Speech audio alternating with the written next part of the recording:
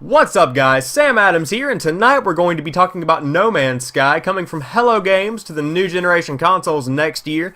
And this past weekend we learned a lot about what this game is actually going to entail thanks to the Game Awards 2014 as well as the PlayStation Experience. So tonight I thought that we would go ahead and give a breakdown of what all we know about No Man's Sky at the current time and why I'm pretty excited about it, and I think you should be too. So without further ado, let's go ahead and break down some of this new information.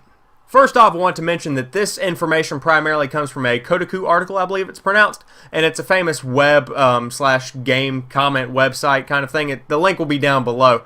But ultimately, with No Man's Sky, you start off on a planet at the edge of the solar system, and you're going to work your way into the galaxy as you progress through the game. By the way, throughout this video, I'm probably not going to get the astronomical kind of things right. I don't really know galaxies, universes, stuff like that, but you start at the edge of a galaxy, and then you work your way into the center of the galaxy as you progress through the game. And obviously, you're going to be exploring all of the different planets that are throughout the galaxy, which are actually generated due to what you do in the game. They're procedurally generated, meaning that if you don't explore one planet and you bypass it and you go to another planet, something else might happen, and it's very open as to how you can experience the game in a separate way from your friend, which is pretty cool because we live in a day and age where streamlined game experiences are something to be expected. Like, you never expect to variate when you're playing Call of Duty or Battlefield. The storyline is always going to stay the same,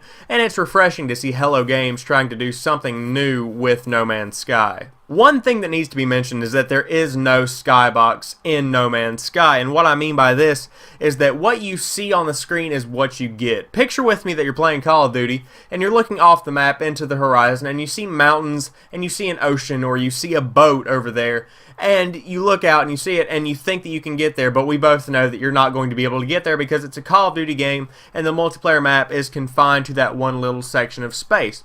So that's what's known as a skybox, making it look like there's actually more surrounding than there actually is and more game than there actually is.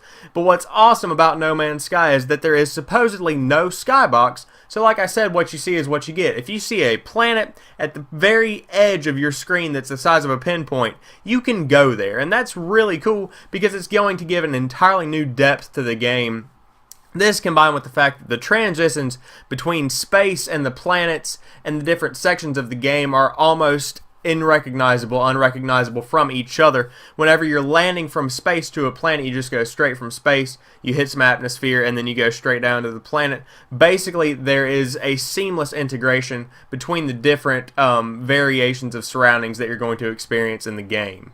Also, you don't exactly save the game in No Man's Sky. It's constantly saving the game as you progress, and there really isn't a death system. There's no way to specifically die while you're playing No Man's Sky. However, you can actually get your ship destroyed, and your ship is your life. It's like if you put all your money into a retirement fund and then someone just erased all of that money from the computer, you would be devastated. So your ship is what you depend on and what you love. So if I'm understanding this correctly, if your ship dies, pretty much you just start the entire game over. So what I'm getting at is this might turn out to be kind of a permadeath experience, but I'm sure that they're going to give more details on that as time goes by. I don't want to start the rumor that No Man's Sky is a permadeath, though the way that they describe the death system in the game certainly leads me to believe that, unless the collection system that they're using with the ship isn't as in-depth as I think it is. Also, rumor has it that the controls are very simplistic because, and I quote from the I quote from the developers, "We are console developers." So basically what I'm getting at is that the controls aren't going to be so extremely hardcore and a lot of memorization that you can't play the game. They're going to tend to be on a more simplistic scale. I'm kind of imagining a pixel junk shooters kind of control scheme. Obviously, I'm guessing throttle is going to be the R2 trigger. If you're looking at a PlayStation controller, hold on a second, I'm guessing that this is going to be the throttle, and then this is going to be the brake when you're flying, and then you're going to have the standard, run around, pretty much your most generic controls, which would be fine with me because the generic controls tend to work pretty well with almost every game type. So like I said, this was showed off at the Game Awards and the PlayStation Experience this past weekend, and I must say that it took the show at both of these events. People are talking about No Man's Sky like there's no tomorrow, and personally I think it's one of my favorite games that I saw this past weekend. Plus I've been looking forward to this for almost a year, and I can't wait to pick this one up on day one. It's also worth mentioning that rumor has it it's going to have some timed exclusives on the PlayStation 4, so I'll be playing it on PlayStation 4 if you ever see any gameplay coming from that. But Hello Games is obviously popular for the Joe Danger series that came out on PS3. I know that it came out on PS3. It might have come out on other platforms.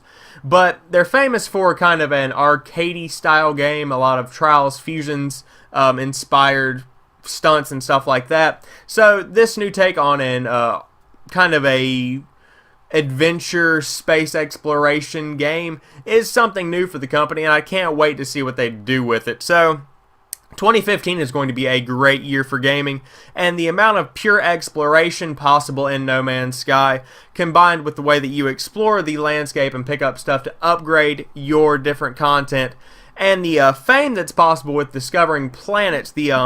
Whenever you discover a planet, basically your name is kind of ingrained in that planet, and other players can see that planet after you discover it. So the fame possible from that, combined with the other things that I just mentioned, make No Man's Sky one of the games that I'm looking forward to playing the most in 2015, and I absolutely can't wait to get my hands on it.